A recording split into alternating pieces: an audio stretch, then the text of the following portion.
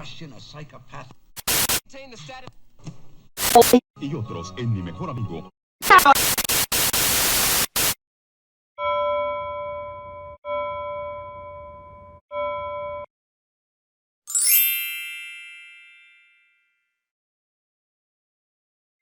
Hello, everyone.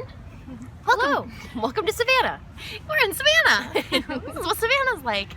We Sunday Confessional today, which is our sins and wins on a road to a more sustainable and mindful lifestyle in a square in Savannah.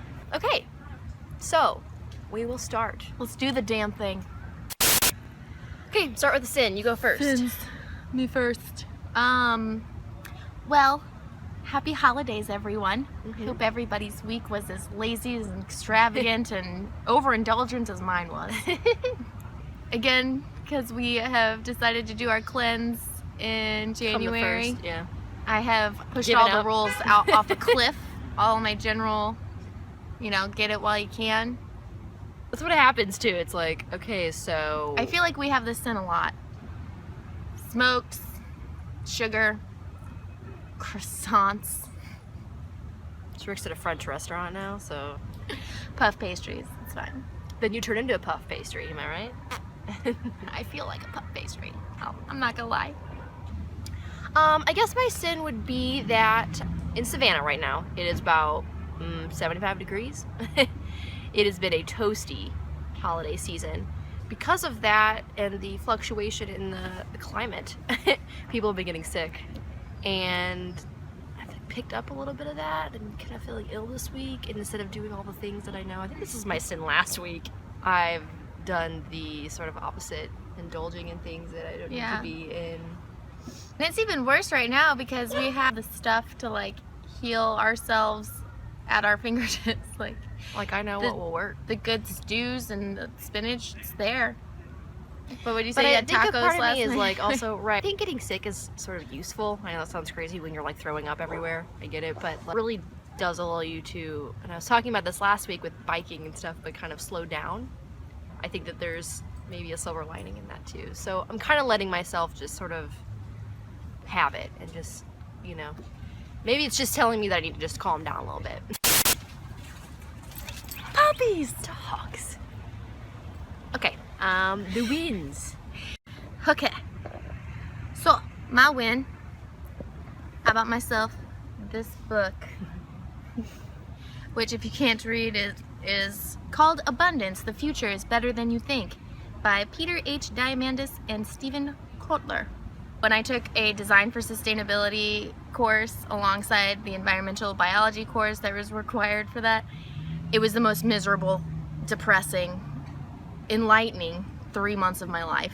But this book goes through all of the things that create this illusion that there's scarcity and that our problems, that we're in a deeper hole than we can get out of, which if you look at facts and numbers and statistics, it's not true. It's all gonna be okay.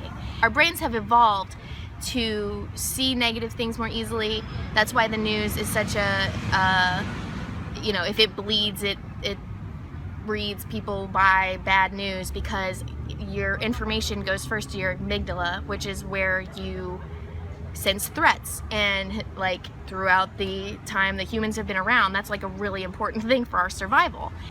This book is pointing out that all of humanity is in a better place than it has ever been. It's only getting better. The rate at which we are being able to solve our problems is pretty much ensuring that we're gonna figure it out. It has been so good for my well-being, because I'm recognizing that it's not just me, that I'm not just a negative person. It really is our brains are hardwired to see that kind of stuff first. But the reality is that we live in the most amazing time and everything really is gonna be okay. My win is not that extensive, so my win is that this past week was Christmas. I mean, whatever. I gave away some gifts, and the gifts that I got, I was at the store, and then I was about to almost buy either wrapping paper or a bag or something to put it in, and then I was like, you know what though? This whole experience is gonna take all of a minute tops. where they're going to receive the gift, unwrap it, and then they're gonna have it. So we all want to have our cake and eat it too. I understand wrapping presents and it's pretty and it's like exciting and the surprise is fun, and I get that.